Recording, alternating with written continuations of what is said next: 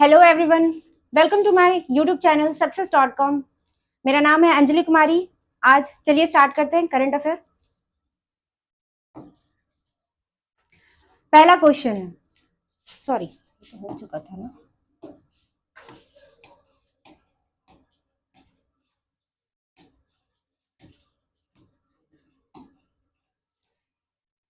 कल कुछ क्वेश्चन बाकी रह गए थे, तो वहीं से हम लोग स्टार्ट करते हैं। हाल ही में आई सिप्री की रिपोर्ट के अनुसार 2018 से 22 के बीच दुनिया का सबसे बड़ा आर्म्स इंपोर्टर कौन बन गया है? आर्म्स इंपोर्टर देश कौन सा बना है? भारत, जापान, पाकिस्तान या इनमें से कोई नहीं? इन दोनों को देख के तो लग नहीं रहा है ये दोनों होंगे, तो इसका आंसर क्या होगा? इंडिया। सिप्री, इसका फुल फॉर्म क्या है?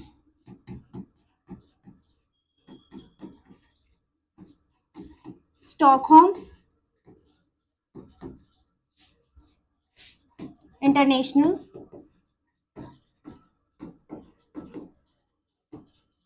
पीस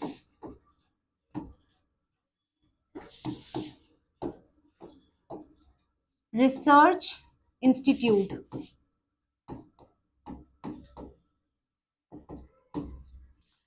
इसका हेडक्वार्टर, सिप्री का हेडक्वार्टर कहाँ है? तो स्टॉकहोम में ही है।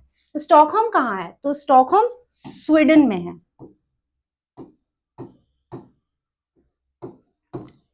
स्वीडन, अगर हम वर्ल्ड मैप देखेंगे तो स्वीडन कहाँ आता है?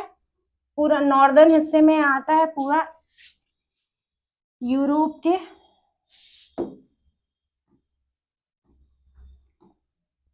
यहाँ स्टॉकहोम नॉर्वे यहाँ पे लाई करता है।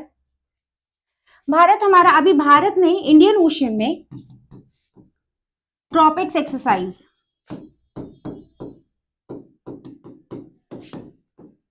2023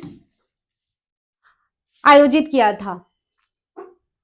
जापान की कैपिटल क्या है? टोक्यो। यहीं पे अभी 32nd ओलंपिक हुआ था।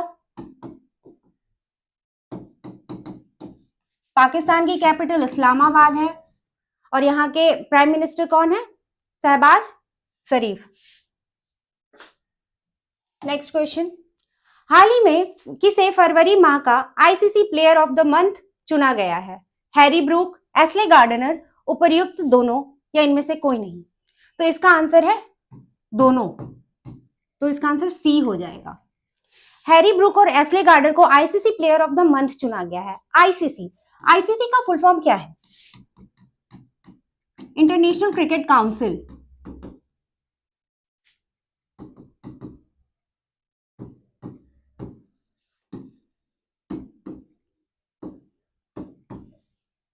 काउंसिल, इसका हेडक्वार्टर कहाँ है? तो दुबई। इसकी स्थापना कब हुई थी? 19 इसकी हुई थी 1909 में। इतना आईसीसी के बारे में। अभी इसके चेयरमैन कौन है? तो एस्ले नहीं, ग्रेग बार्कले।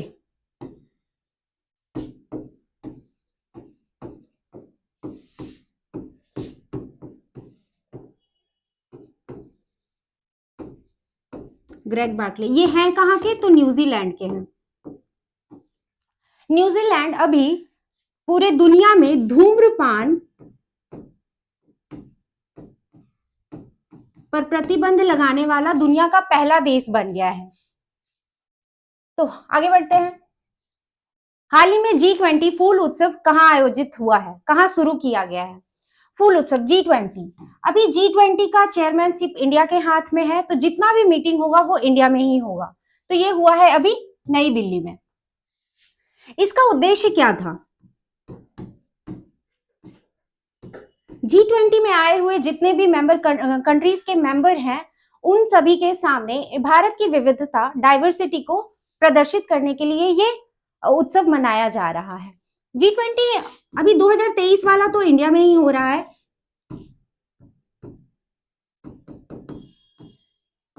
तो इसके जितने भी मीटिंग होंगे वो इंडिया में ही कंडक्ट किए जाएंगे।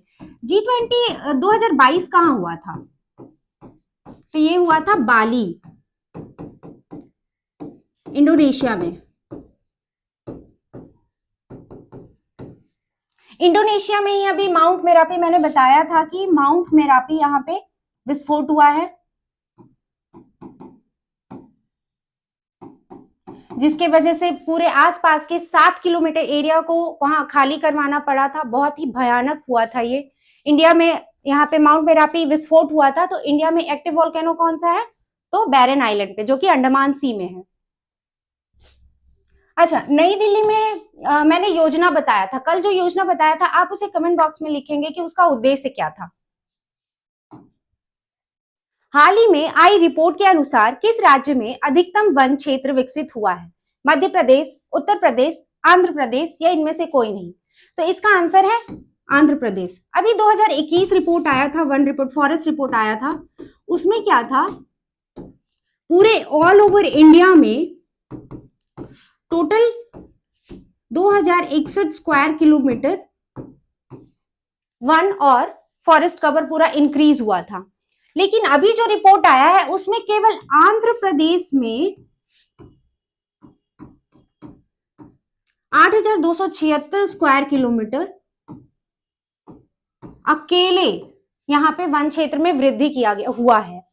तो ये बहुत ही अच्छी बात है। आंध्र प्रदेश, आंध्र प्रदेश की कैपिटल क्या है? अमरावती।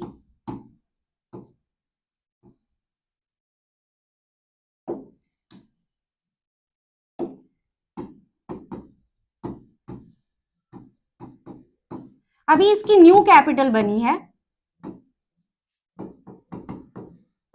विशाखापट्टनम।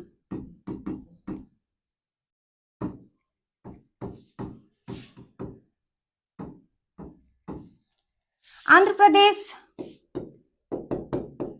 कैडमियम के उत्पादन में,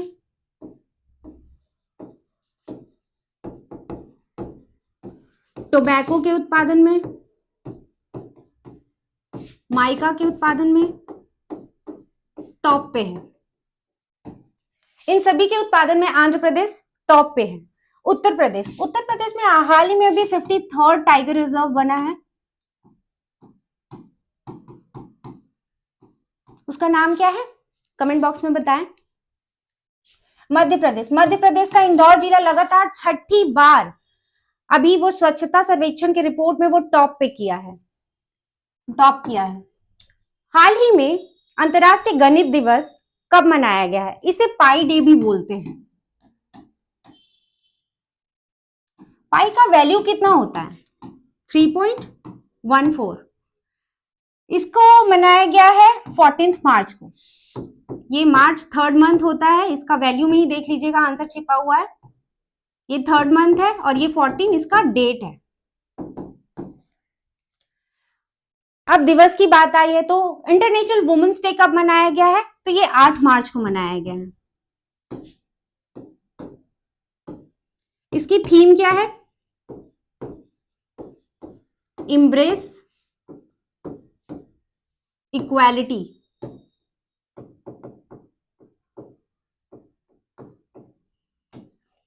मतलब जेंडर गैप को खत्म करने की बात कही गई है। हाल ही में सबसे कम विकसित देशों पर 5वां संयुक्त राष्ट्र सम्मेलन का आयोजन कहां किया गया है? United nation conference on least developed countries. ये कहां किया गया है? जेनेवा, मॉन्ट्रियल या दोहा में? तो ये किया गया है दोहा में, दोहा कतर, दोहा के कतर में। यहाँ पे हुआ क्या था? अब ये तो यहाँ पे क्या क्या हुआ था? यहाँ पे दोहा घोषणा पत्र,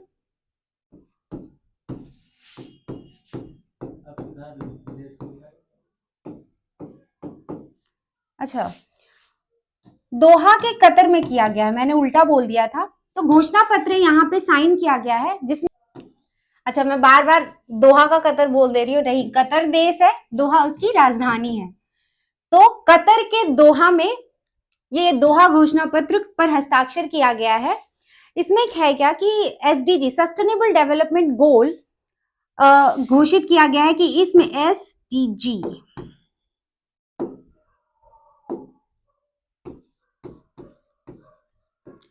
इसमें 10 साल के लिए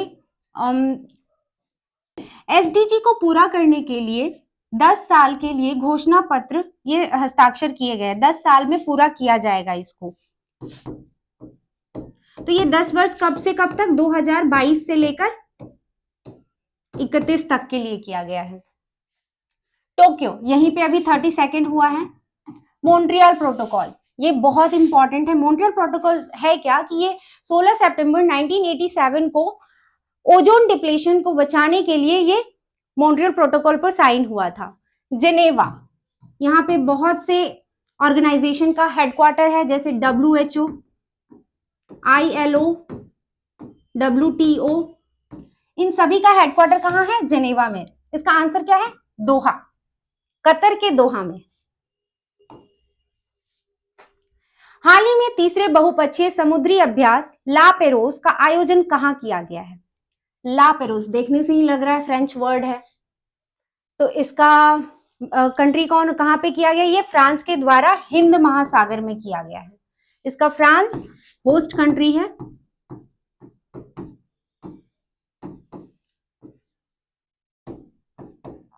अब ये मल्टीनेशनल है, मल्टीनेशनल एक्सरसाइज है, तो एक देश तो पार्टिसिपेट करेगा नहीं, तो कितने देश, कौन कौन से देश पार्टिसिपेट करेंगे इसमें? जितने भी क्वाड कंट्रीज हैं। अब ये क्वाड कंट्री कौन है? ऑस्ट्रेलिया, इंडिया, जापान और यूएसए और फ्रांस। फ्रांस तो होस्ट कर रहा है तो वो तो पार्टिसिपेट करेगा ही। ये सभी ने मिलकर ये एक्सरसाइज ला पेरोस किया है। ये कहां किया? हिंद महासागर। नेक्स्ट क्वेश्चन, हाल ही में चीन का मुकाबला करने के लिए परमाणु पनडुब्बी साझेदारी ऑकस योजना किसके द्वारा प्रारंभ किया गया है? ऑकस, अगर आप इसको इंग्लिश में लिखेंगे तो AUKUS, ऑकस। ऑस्ट्रेलिया, यूके या ब्रिटेन कह लीजिए, यूएसए, अमेरिका, इन तीनों ने क्या किया है? अभी परमाणु पनडुब्बी साझेदारी पर योजना पर प्रारंभ किया है। तो ये तीनों, इसका आंसर क्या हो जाएगा? उपर्युक्त सभी। ऑस्ट्रेलिया, ये तीनों कंट्रीज मिलके किए, तो इन तीनों कंट्रीज में कौन कौन से लोग पार्टिसिपेट किए हैं? तो ये ऑस्ट्रेलिया के प्राइम मिनिस्टर एंथनी अल्बनीज,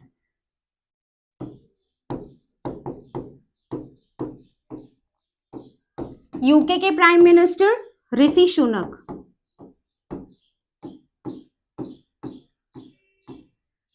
और यूएसए के प्रेसिडेंट जो बाइडेन। ये किया किस लिए गया है? ये साझेदारी हुआ क्यों है? ये क्या है कि इंडो पैसिफिक रीजन में चाइना को काउंटर करने के लिए, उस रीजन में उसको संभालने के लिए कि उसके बहुत ही इलीगल एक्टिविटी बढ़ते जा रहे हैं, उसको रोकने के लिए ये ऑस्ट्रेलिया को सबमरीन प्रोवाइड करेंगे।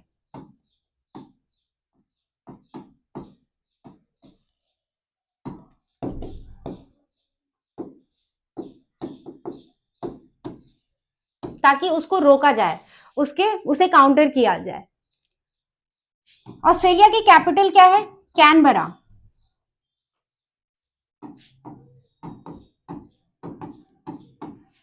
ब्रिटेन की कैपिटल लंदन, और अमेरिका की कैपिटल वॉशिंगटन डीसी।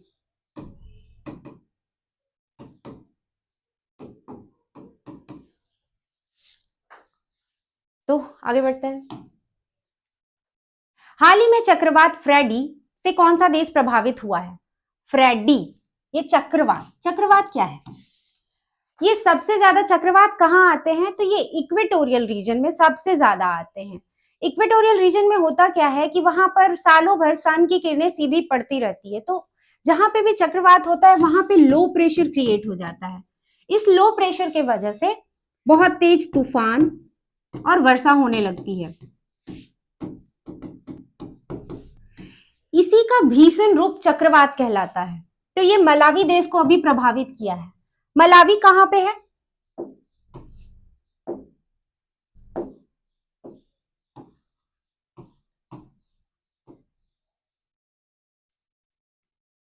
अगर हम अफ्रीका का मैप बनाएं,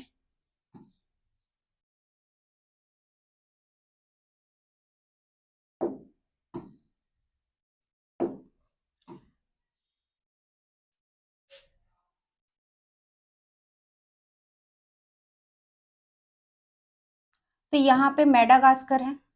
इतना बड़ा नहीं है, छोटा ही है थोड़ा। यहाँ पे मेडागास्कर है, यहाँ पे मलावी एक छोटा सा देश है।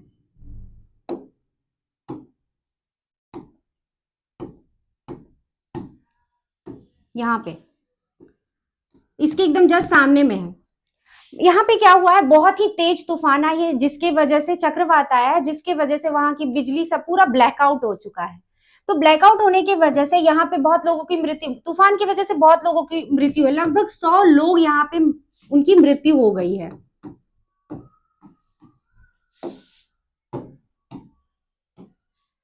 अच्छा बताओ, अफ्रीका में सबसे लॉन्गेस्ट लेक है, उसका नाम क्या है?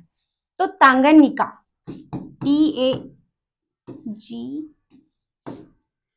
तांगनिका। ये वर्ल्ड का सबसे लॉन्गेस्ट लेक है पूरे वर्ल्ड में। यहाँ पे झील है, विक्टोरिया झील है, यहाँ मेडागास्कर है।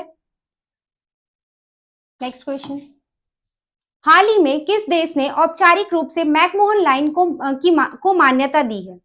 मैकमोहन लाइन, ये देख सकते हैं यहाँ पे।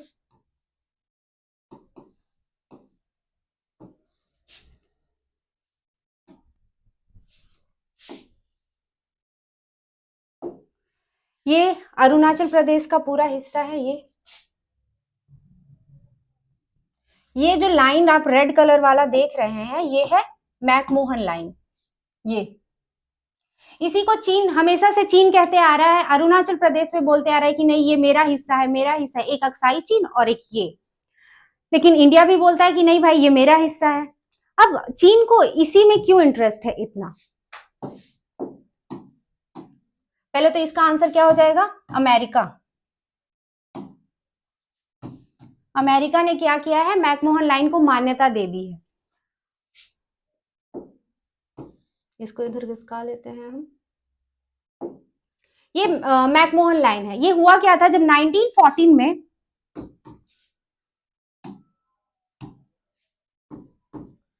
ये लाइन निर्धारित किया गया था ब्रिटिश इंडिया और जो यहाँ के रूलर थे तिब्बत के, उनके बीच में। लेकिन चाइना क्या कहता है कि हम किसी भी लाइन को नहीं मानते, अरुणाचल प्रदेश मेरा पूरा है, पूरा मेरा है। तो अरुणाचल प्रदेश के सबसे ज्यादा वो इस पार्ट में, यहाँ पे वो बहुत इंटरेस्टेड है, क्योंकि यहाँ पे एक मोनेस्ट्री है, तवांग मोनेस्ट्री, जो कि बहुत ही कल्चरली बहुत ही इंपॉर्टेंट है। यहाँ के लोग तिब्बत से कल्चरली जुड़े हुए हैं। तो चाइना को ये डर है कि कहीं यहाँ के लोग तिब्बत के साथ मिलकर विद्रोह ना कर दें तिब्बत को अपनाने के लिए, इसीलिए।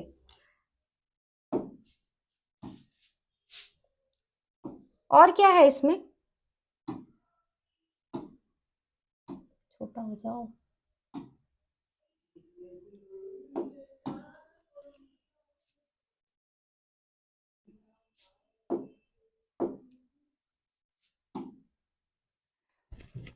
अमेरिका ने मान्यता दी है। अब अगर हम पूरा इंडिया का मैप बनाएं,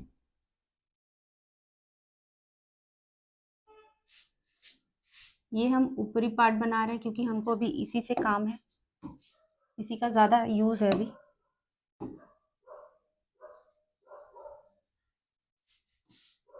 तो यहाँ पे क्या है, LAC,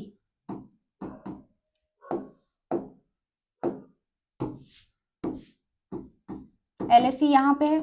ये पूरा यहाँ से नेपाल है, यहाँ पे, यहाँ भूटान है,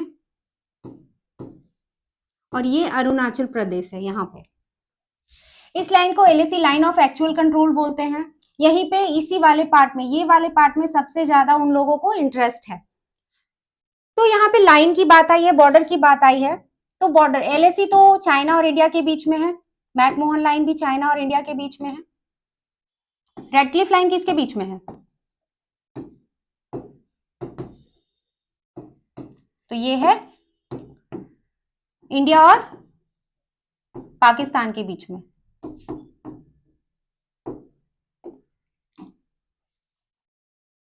49th पैरेलल कहां पड़ता है? किस किस देश के बीच में बाउंड्री बनाती है? 49th पैरेलल ये बनाती है यूएसए और कनाडा के बीच में। 38 पैरेलल कहां है?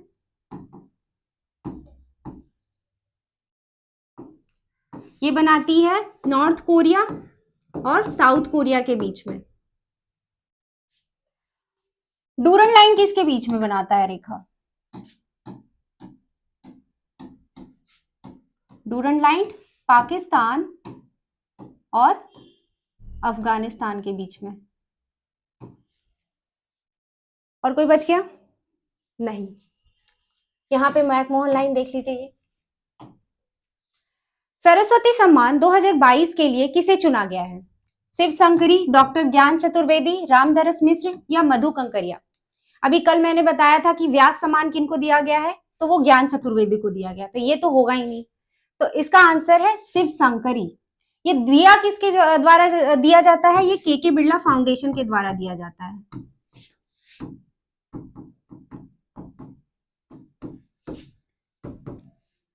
फाउंडेशन के द्वारा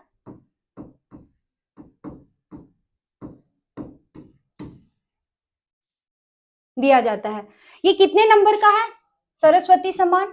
तो ये 32nd नंबर का है। अभी ज्ञान चतुर्वेदी को व्यास सम्मान दिया गया था, वो भी 32वां नंबर का ही था। तो अभी 32nd नंबर का कितने लोगों को दिया गया है? फर्स्ट तो व्यास सम्मान, सेकंड बिहारी पुरस्कार,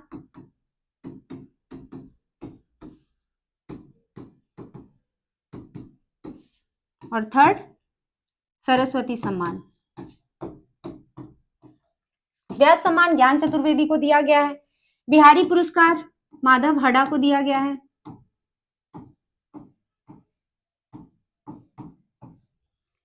और सरस्वती सम्मान शिव कंकरी को दिया गया है।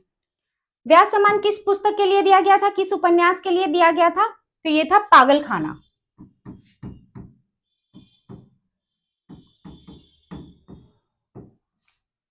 माधव हडा को किस चीज के लिए दिया गया है? पचरंग चोला पहन सखीरे।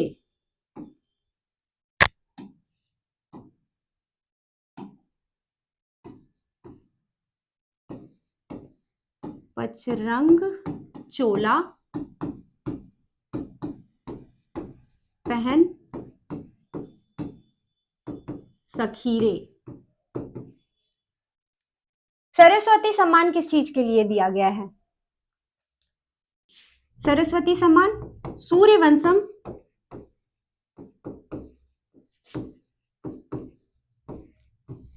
पुस्तक के लिए दिया गया है। अब रामधरस मिश्र को 31st नंबर का सरस्वती सम्मान मिला था, तो ये किस पुस्तक के लिए दिया गया था उनको? मैं तो यहां हूं।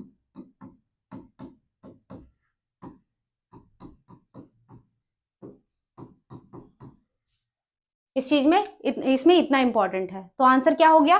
1 शिव शंकरी। आगे बढ़ते हैं।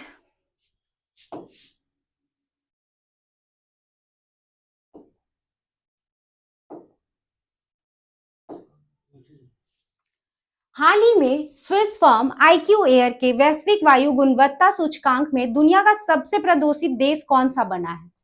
ये चार्ट होगा यहाँ पे।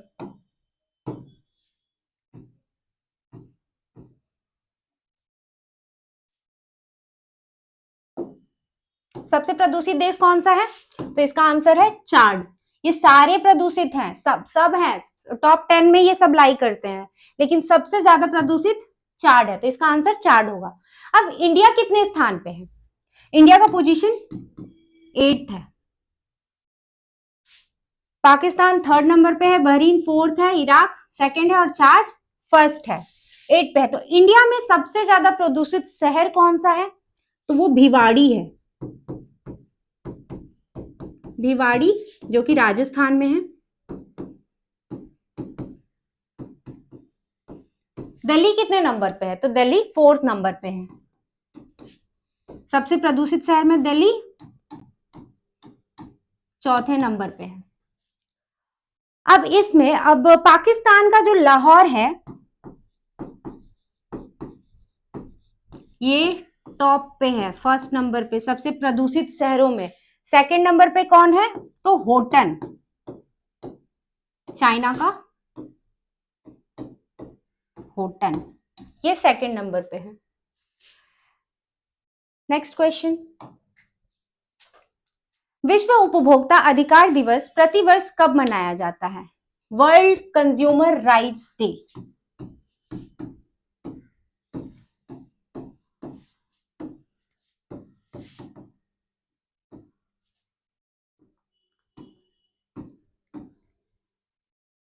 कब मनाया जाता है? तो ये मनाया जाता है 15 मार्च को, 15 मार्च को। इसका थीम क्या है? इसका थीम क्या है? एम्पावरिंग कंज्यूमर्स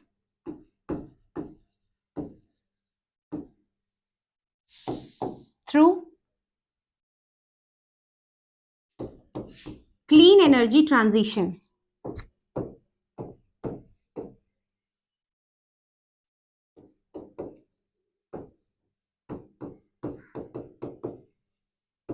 ये इसका थीम है। ये तो वर्ल्ड कंज्यूमर राइट्स डे मनाया जाता है। नेशनल कंज्यूमर राइट्स डे कब मनाया जाता है? तो नेशनल कंज्यूमर राइट्स डे मनाया जाता है 24 दिसंबर। अब ये इसी दिन क्यों मनाया जाता है? तो इस दिन 1986 में इंडियाज कंज्यूमर प्रोटेक्शन एक्ट लाया गया था, तो उसी के वजह से ये हम हर साल 24 दिसंबर को इंडिया कंज्यूमर राइट्स डे मनाया जाता है, नेशनल कंज्यूमर राइट्स डे मनाया जाता है। 8 मार्च को इंटरनेशनल वुमेन्स डे मनाया जाता है, अभी मैंने बताया। तो आगे बढ़ते हैं। हाल ही में सी चेंजेस क्लाइमेट के लिए किसे भारतीय राजदूत नियुक्त किया गया है? शी चेंजेस क्लाइमेट,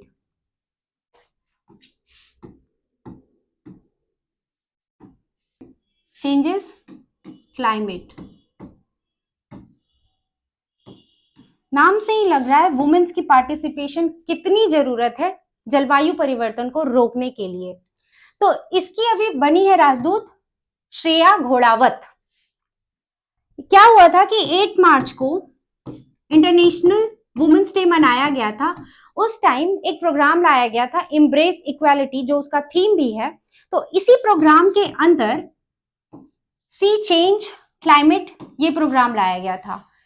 इसका उद्देश्य था कि क्लाइमेट चेंज में वुमेन्स के पार्टिसिपेशन को लेकर था कि अगर वुमेन चाहे तो क्लाइमेट चेंज को रोक सकती है। उनकी भागीदारी को रिप्रेजेंट करने के लिए ये प्रोग्राम चलाया गया था। तो दैट्स इट फॉर टुडे। आज के लिए इतना ही। तो ऐसे ही क्वेश्चन के साथ हम कल मिलेंगे।